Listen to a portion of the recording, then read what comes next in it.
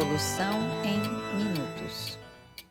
Olá, caros marinheiros evolucionários, bem-vindos de volta. Vocês estão sintonizados em mais um episódio do nosso podcast, onde mergulhamos no mundo fascinante e polêmico da ciência, biologia e evolução. Nesse segundo episódio da nossa quinta temporada, nós iremos falar sobre radiação ionizante, como ela atua e as formas com as quais seus riscos foram tanto subestimados como também superestimados ao longo da história. Diário de bordo. Então, pessoal, hoje a gente vai falar sobre radiação ionizante, que é algo que tem sido bastante visto pela mídia, né? E há bastante tempo, desde o episódio de Chernobyl e depois do Césio 137 no Brasil, e todo mundo sempre preocupado com emissão de radiações, né? E como se proteger disso. A gente precisa, então, ter uma compreensão disso, e a gente resolveu abordar esse assunto porque radiações ionizantes, elas são potencialmente mutagênicas, ou seja, elas causam mudança no DNA. Quem são as radiações ionizantes? Radiação alfa, beta, gama, os raios-x que a gente, né, toda vez que vai a um dentista ou a uma clínica médica e precisa se expor à radiação, a gente coloca coletes protetores de chumbo, né? Para quê? Para refletir essa radiação, especialmente nas gônadas, né? Então, na parte reprodutiva, porque se a gente receber radiação nos futuros óvulos e espermatozoides, né? A gente pode transmitir mutações para as próximas gerações. E imaginem que tem uma única célula que tem uma mutação e que vai passar para todas as células filhas, né? Ou desse óvulo ou desse espermatozoide, depois eles virarem um zigoto. O que também não significa dizer que quando a mutação atinge células somáticas que não são reprodutivas, a gente também não tenha algum efeito perigoso, né? O câncer, via de regra, ele é produzido por mutações somáticas, via de regra nos genes de divisão celular. Ou seja, todos nós temos esses proto-oncogenes, né? Que são genes que vão levar a uma divisão exacerbada na célula.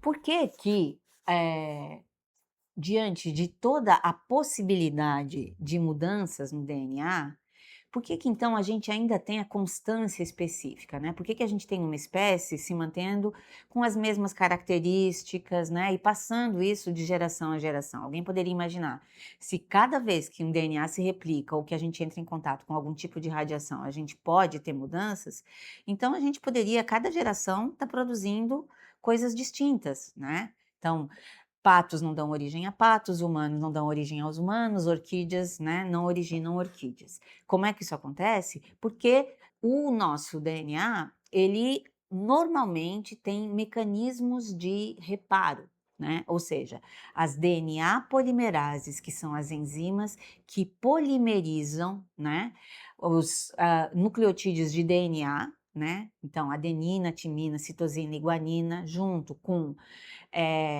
açúcares, né, que são desoxirriboses e fosfatos, elas constituem essa molécula. Terra à vista! Enfim, eu acho que primeiro a gente precisa explicar como é que são feitas, né, esses cálculos de o quão perigoso, o quão mutagênico pode ser a radiação ionizante. E o principal modelo que é usado mundialmente é o modelo Linear No Threshold, ou linear sem limiar. Ou seja, qualquer radiação que tu pegar vai ser perigosa, e quanto maior o índice de radiação, maior a dosagem, né, mais perigoso, mais mutagênico pode ser. Mas o que significa esse sem limiar? Esse sem limiar justamente significa que não tem dosagem segura, não existe dosagem mínima. Ele basicamente diz que qualquer radiação que tu pegar pode ser perigosa a você. Sem considerar a radiação ambiental, obviamente. A gente tem várias fontes diferentes de radiação no nosso dia a dia, né? Tanto as comidas que a gente come, como bananas, outros isótopos que a gente não encontra, as plantas, a própria luz solar, enfim, várias fontes com efeitos mutagênicos. Tá, ô Chico, mas só o fato de a gente conviver com a radiação, né? Radiação solar, radiação do terreno, porque tem lugares, né, na Terra, no Brasil, que são mais, como é que é? Mais radioativos. E até, inclusive, a banana, né? Ela é radioativa porque tem isótopos de potássio, isótopos radioativos de potássio. Então, só o fato de a gente ser exposto no dia a dia à radiação já não contrariaria esse modelo? É um dos tópicos principais, porque esse modelo foi criado baseado nas pesquisas e registros de vítimas das bombas atômicas, as de Hiroshima e Nagasaki. E eles pegaram, então, essas vítimas de dosagens altas doses de radiação ionizante, ou seja, um extremo que levou a tanto a cânceres e leucemia. E a outra pesquisa que eles fizeram também com alta dosagem foi em drosófilas, aplicando alta radiação ionizante a elas. Então, toda a parte do gráfico sobre os efeitos de dose baixa foi extrapolado com base nisso. Ou seja, não chegaram a fazer pesquisa de dose baixa em pessoas ou em outros animais. Eles só pegaram aquele cálculo grande e tentaram reduzir e transformar em gráfico. Ou seja, ele era o suficiente para aquela época. Mas hoje em dia a gente já não consegue. Ele já contradiz várias coisas vários procedimentos, vamos dizer, que a gente usa hoje em dia. Só para o ouvinte visualizar, esses estudos que foram feitos tanto em Drosófila quanto com os sobreviventes de Hiroshima e Nagasaki, pensa assim, num gráfico simples, né, no eixo X é feito a quantidade de exposição de radiação e no eixo Y a incidência de câncer, incidência de mutação. Como eles pegaram pessoas que foram expostas a uma bomba atômica, no eixo X, a quantidade que eles estavam expostos já era muito mais para frente no eixo X. Então, tu pensas assim, que conforme a exposição da radiação, esse gráfico com incidência de câncer, ele era aumentava linearmente, certo? Só que, como eles não fizeram a pesquisa com pessoas que tiveram baixa dose, o gráfico começava na metade do eixo X, vamos botar assim. E aí eles acabaram extrapolando, pensando que, se esse gráfico está em crescente até metade, quer dizer que da metade para trás, para o começo, ele também continua essa linha reta decrescente, ou crescente, né? Dependendo de como tu olha.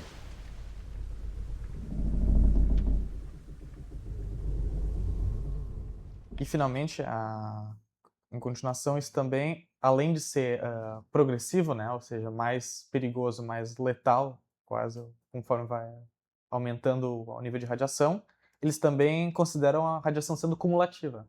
Ou seja, você fica irradiado e aquilo fica em ti. Ou seja, quanto mais radiação tu pega, aquilo não é reparado. Aquelas mutações vão acumulando, podendo aumentando também esse índice.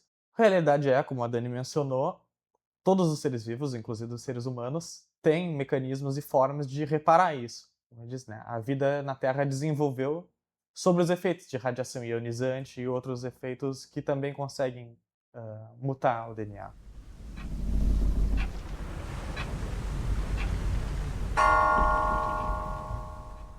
O fato da gente ter esse efeito cumulativo, me corrijam, por favor, eu estou imaginando que uma vez que tu criou uma trilha ionizante de átomos, né, com seus elétrons saltando de uma camada para outra, e isso foi catapultando elétrons de outros átomos, é esse o efeito da dose? É isso? Quer dizer, a gente tem um efeito cumulativo porque essa trilha, ela continua catapultando elétrons para fora das suas órbitas?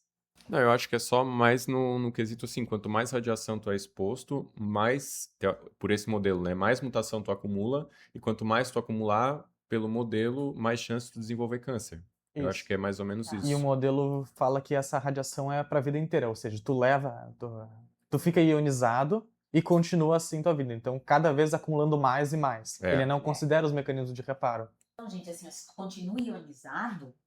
Assim, não é que a mutação tá ali, porque, óbvio, a mutação tá ali, uma mutação somática, né? E a gente sabe que câncer é o resultado de várias mutações. A gente tem sistemas de controle de divisão celular, e aí a gente está entrando numa outra discussão que eu não quero que vá para esse episódio, mas a questão é essa.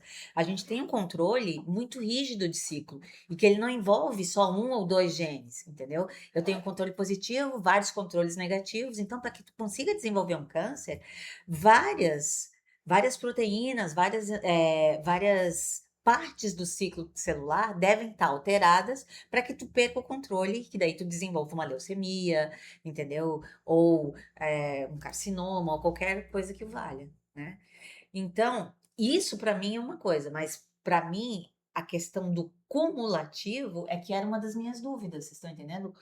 Da onde vem esse cumulativo? Cumulativo, eu acho que é acúmulo de mutação mesmo. É acúmulo de Acúmulo, mutação.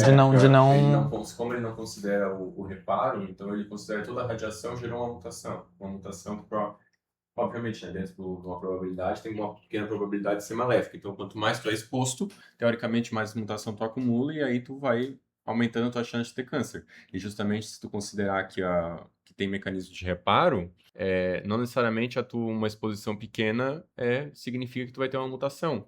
E aí se ainda tu ainda tem que ter uma mutação maléfica, né? Pode ser uma mutação benigna ou numa parte neutra. do genoma que não esteja não codante, né?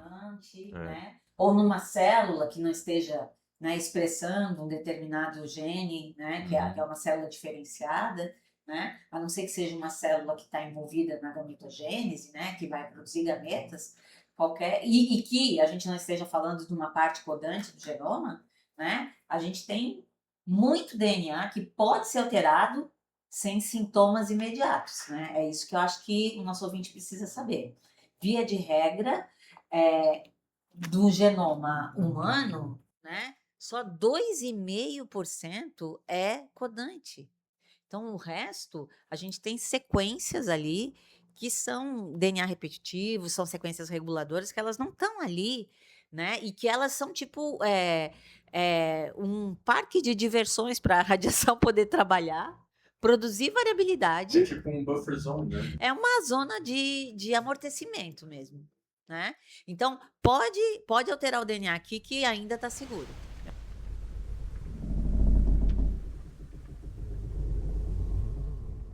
Retomando aqui, então, acho que Vai também lá, a gente Chico. precisa mencionar, então, o que é, então, como é que são os efeitos da radiação em dose baixa, então, né? Que é a parte que não foi prevista corretamente no modelo. Mas que, basicamente, nas pesquisas que houveram, não houve diferença significativa, na maioria delas, entre as pessoas que não receberam nenhuma radiação fora, né, a natural, com as que receberam radiação em doses baixas. Ou melhor, não houve o suficiente negativos de maiores índices, né, de cânceres. Mas em várias delas, inclusive, eles encontraram que baixava os níveis de câncer, a probabilidade daquelas pessoas. Então, um exemplo que eles uma das pesquisas, né, foi de índices de câncer em cidadãos, enfim, que não trabalham em ambientes com exposição à radiação ionizante, né, com os que trabalham nessas áreas. Ou seja, o pessoal que trabalha na aviação, o piloto de avião, pessoas que trabalham em reatores nucleares, encontrando que essas pessoas têm índices um pouco menores de desenvolver cânceres.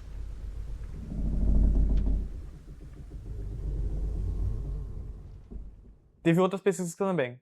Uma delas que eu achei interessante era uma que foi conduzida nos Estados Unidos, que pegava proporcionalmente em cada estado os índices de câncer pulmonar com a quantidade de isótopos de argônio, acho que era, no ar. E descobriram que também, onde tinha os estados que tinham maior índice de argônio, né, que é um elemento que é radioativo, no ar, tinham menores índices de câncer pulmonar, né, no caso. Ou seja, né, pelo ar que a gente respira. Mas, enfim, essa ideia de que a radiação pode diminuir, obviamente com doses baixas, né, o índice de câncer, não é uma teoria tão recente. Inclusive, ela foi proposta pelo Dr. T.D. Luckey em 1980, num livro chamado Hormesis with Ionizing Radiation, ou hormese com ionização radioativa. A hormese é justamente essa ideia de que a radiação ionizante em doses baixas, ela provoca um aumento no reparo de DNA. Um dos efeitos que ativa os mecanismos de reparo é a radiação ionizante. Então, quando uma pessoa é exposta a uma radiação ionizante baixa, ela consegue reparar mais do que aquela radiação ionizante está danificando. Então, o efeito acaba sendo benéfico. aumenta a regeneração celular e do DNA. Para os nerds aí da biologia, a gente tem uma coisa similar em ecossistemas, né? A gente estuda que não necessariamente em ecossistemas com distúrbio, se esse distúrbio for baixo, não for catastrófico, na verdade, o distúrbio ele induz biodiversidade, né? Ele gera uma saúde maior no ambiente, no ecossistema. Nesse caso, pelo que eu estou entendendo, a hormese, ela está envolvendo, né? Ou seja, uma dose baixa de radiação, ela acaba envolvendo, mobilizando uma maior quantidade de enzimas que vão trabalhar no reparo do DNA, pelo que eu estou entendendo. Isso. Porque no nível normal a gente repara, mas a gente pode ter uma velocidade de reparo e uma eficiência maior se a gente estiver sob o estresse radioativo, que é o que a gente já sabe, correto? Perfeito.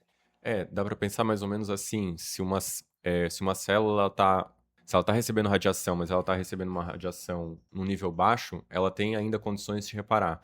Se ela está recebendo muita radiação, aquilo ali pode... qual é a palavra em português para overwhelm? Sobrecarregar. Supercarregar a célula, então a radiação pode afetar, por exemplo, sei lá, o DNA que é responsável de sintetizar a proteína de reparo. Aí ela já não consegue mais fazer o reparo, né? Então, em baixas doses, se o dano ele é pontual no DNA, a célula ainda tem condições de se autorreparar. Se é muita radiação, aí, vamos dizer assim, há uma pane total na célula, né? Eu acho que dá para pensar nesses termos. É como se você tivesse pequenos focos de incêndio em lugares que já são acostumados a ter isso, com uma biodiversidade que é acostumada a incêndio, com rápida regeneração da vegetação, ou você tem um incêndio catastrófico, né? Que aí você acaba com toda a biodiversidade, queima o solo, queima os nutrientes, queima as sementes, e aí o ecossistema não consegue se regenerar. Então, uma queima controlada, então. Isso, uma queima controlada. Quanto mais genes afetados sem reparo, maior a possibilidade de se desenvolverem cânceres, né? Porque o câncer ele é formado por um acúmulo de mutações, né? Nos genes de divisão celular que são regulados, né? Positivo e negativamente. Então, precisa ter mutação nos dois controles para que tu tenha um efeito maléfico, como o Chico estava falando, né? Mas e daí, assim, é uma pergunta que não quer calar, né? Então, pronto, que venha Césio 137, por favor, é uma terapia?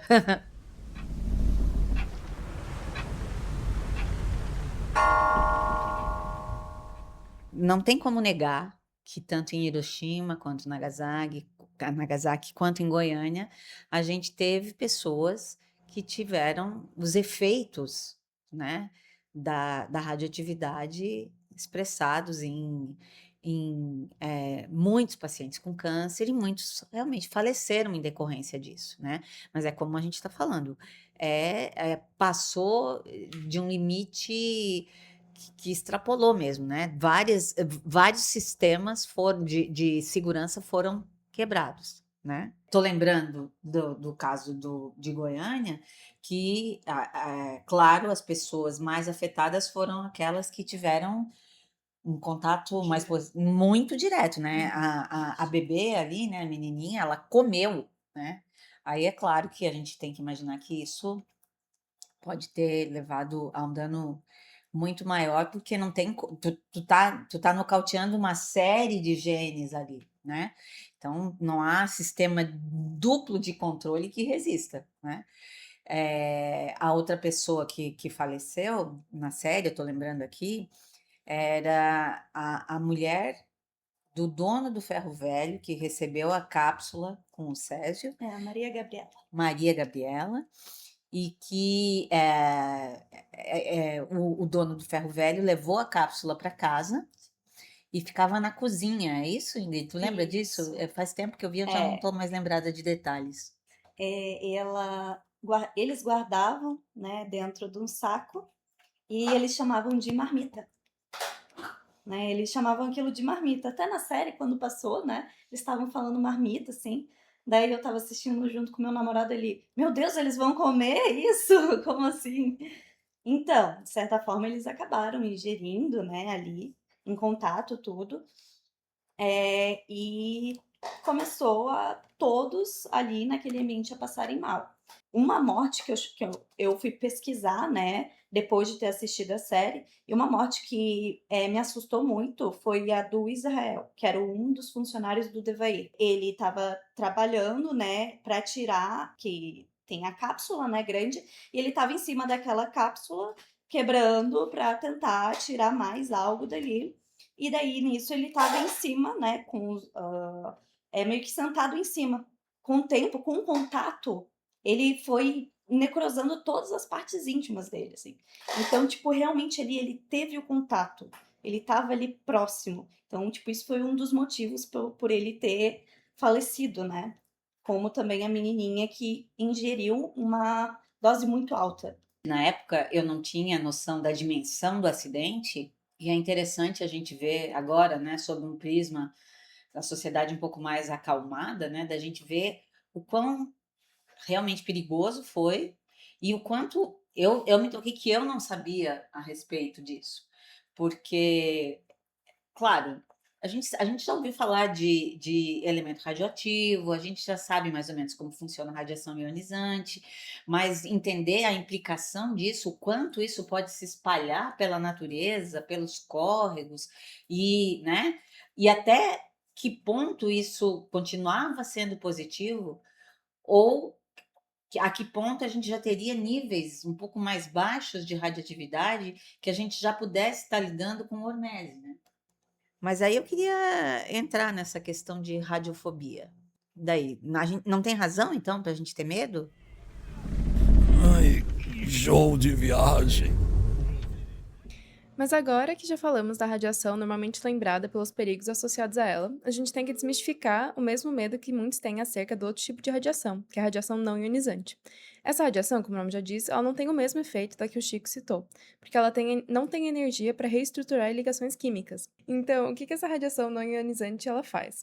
A gente pode comparar com o exemplo da luz do Sol, que todo mundo sabe que quando você deixa algo no Sol, os seus raios podem aquecer o objeto. Agora, ao passar do tempo, a gente descobriu como explorar esse tipo de radiação e focar em coisas mais específicas.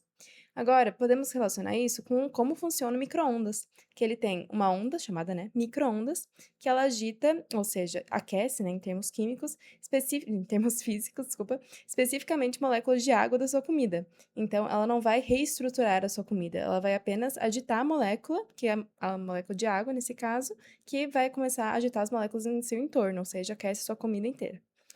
Se você estiver agora preocupado ouvindo isso, pensando, peraí, mas nós somos 70% de água, isso não vai me afetar?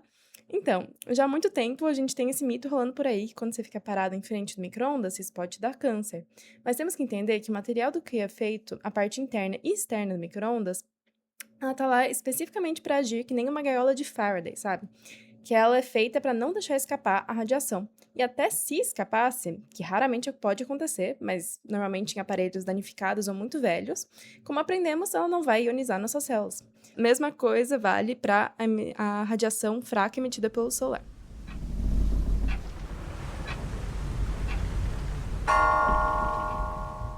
Outro mito bem explorado pela mídia é de que celulares causam câncer. Bom, sobre esse fator, eles emitem uma radiofrequência que a gente viu anteriormente, que é o tipo de radiação não ionizante. Um estudo foi feito pela Organização Mundial de Saúde e analisou 63 pesquisas entre 1994 e 2022 e observou que, apesar do aumento no uso de tecnologia sem fio, não houve um aumento correspondente na incidência de câncer, independentemente do tempo de uso. Então, basicamente, esse estudo revisitou os efeitos da radiofrequência de dispositivos como celulares, televisores e radares e não encontrou nenhum indício de aumento no risco de câncer.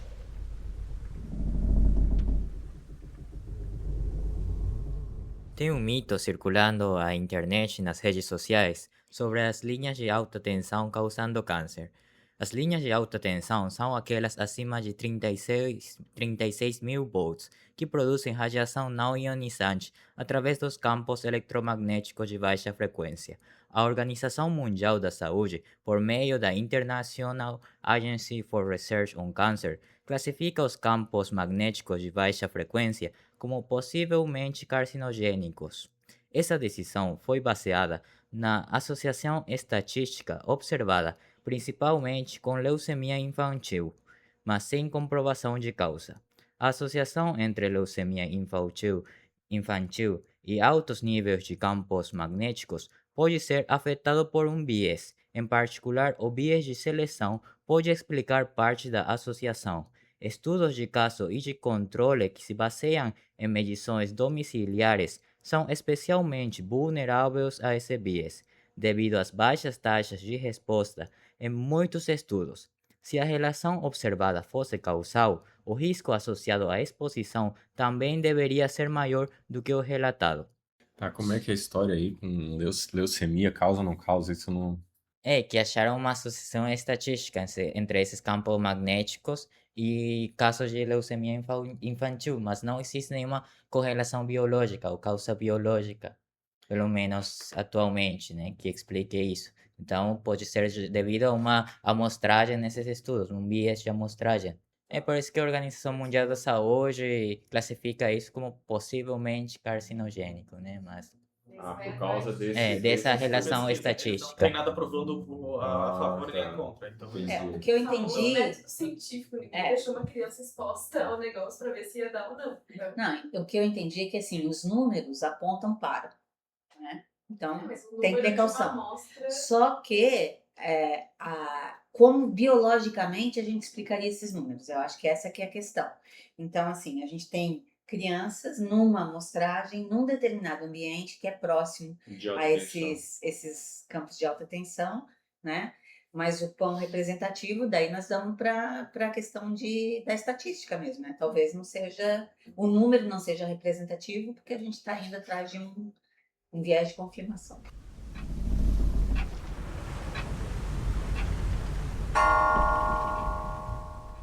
Bom, enfim, eu acho que a gente entende então que a sociedade, em geral, tem uma compreensão muito simples da radiação, né? Então, ela é vista como uma coisa puramente negativa, não é isso? Né? A radiação causa câncer. Ela provoca mutações negativas sempre. Essa é a visão que se tinha. E o problema é que essa má informação, além de ser errada, ela também leva a muitos protocolos e medidas drásticas e em várias situações desnecessárias. Um grande exemplo sendo o desastre de Fukushima, onde a cidade inteira foi evacuada e as pessoas tiveram que morar em outros lugares. E, inclusive, tinha uma alta população de cidadãos idosos. E com essas pessoas foi muito chocante, basicamente, esse evento, que levou a um alto índice de suicídios com essa população que foi deslocada. Mas, gente, imagina, em Goiânia também as pessoas não queriam sair das suas casas, lembra? Tinha bastante resistência, né? Não, e não só isso, né? Eles não queriam nem que as pessoas fossem enterradas lá no cemitério, né? As pessoas que Exato. morreram de radiação. Exato. E também teve o caso em Chernobyl, que as mulheres na Europa, na época, começaram a abortar, porque estavam com medo dos... Assim, pessoas, sei lá, Chernobyl na Ucrânia, as pessoas, sei lá, na Espanha, na França, milhares de quilômetros de distância do desastre, as mulheres eram recomendadas a abortar, porque o filho ia nascer com um rabo de jacaré. Isso, tinha essa ideia de que, justamente, de que aquela radiação estava espalhando pela Europa inteira e que qualquer futura geração podia ser afetada.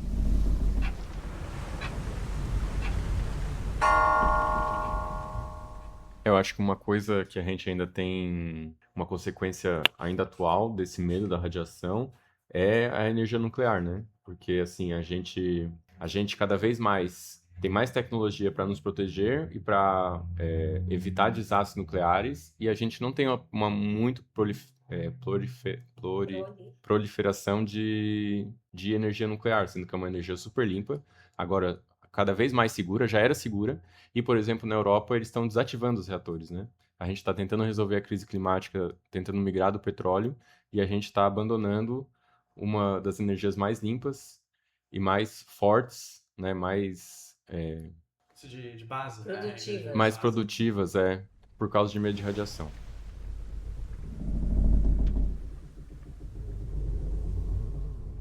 Ou seja, a gente tem, por um lado, né, a confirmação da gravidade de alguns casos. Alguém que vê hoje imagens da zona lá de Chernobyl, vocês já viram algumas imagens? Ainda está tudo abandonado, tudo devastado e não se voltou a colonizar aquela área. Independentemente disso, o mato cresceu de volta e não tem plantas mutantes lá, vocês estão entendendo? Nem Só raposa com 5 pernas. não tem nada disso. Mas quem tem coragem, né? Essa que é a questão, porque é bastante sério, né? Então, é como o Chico está falando, a gente convive com radiação diariamente na nossa vida, né? Mas esses episódios, eles fizeram a gente ficar com um medo exagerado, né? Disseminou um pavor. E aí, agora, com redes sociais, e eu fiquei realmente, depois de ver esse documentário da Netflix sobre o Césio 137, eu comecei a me apavorar e escutando vocês falar assim, meu Deus do céu, né? E a gente está chegando no fim dos tempos mesmo, né? Daqui a pouco a gente vai ter mesmo essas dissipações aí de mutantes, né? E percebam, gente, eu tô falando isso, mas eu sou uma geneticista, tá? E quando eu vi a série, eu falei, meu Deus, eu percebi que eu não tinha informação suficiente. Depois que a gente começou a ler, eu meio que me acalmei, vocês estão entendendo? Porque eu acho que é isso, né? A gente tem esse conhecimento, a gente sabe que tem mecanismos de reparo, a gente sabe que a gente evoluiu dentro de um ambiente altamente mutagênico, com muita radiação, mas ao mesmo tempo a gente tem medo, né? Então, nesse episódio, a gente também não quer aqui que o nosso ouvinte saia por aí dizendo, não, pode tirar a radiografia que eu não quero colete protetor, né? Vamos tomar césio. Vamos tomar césio. Não é por aí, mas é só perceber que nós evoluímos nesse ambiente com muita radioatividade e os corpos estão preparados para lidar com isso. E uma baixa dosagem de radioatividade, ela pode até ser positiva para os nossos mecanismos de reparo, né? Uma analogia que nem o Jota falou, né, dos ecossistemas, me veio agora na cabeça a questão do sistema imune, né? Quer dizer, é claro que tu tem que evitar contato exagerado com bactérias, com micro-organismos, mas se tu passar a tua primeira infância completa sem ter contato a nada, né, com nada, o teu sistema imune realmente não vai desenvolver as defesas que ele precisa uma vez que ele tiver contato com esses antígenos. Então, é claro que não tem uma ligação direta, né? As pessoas que estão nos ouvindo, que não pensem que a pessoa pode ficar imune à radiação, que não é essa a proposta, mas é perceber que pequenas doses de radiação podem ativar mecanismos de reparo que fazem, portanto, que a gente não esteja tão sujeito assim aos efeitos danosos dessa radiação, levando diretamente a casos de câncer e mortalidade.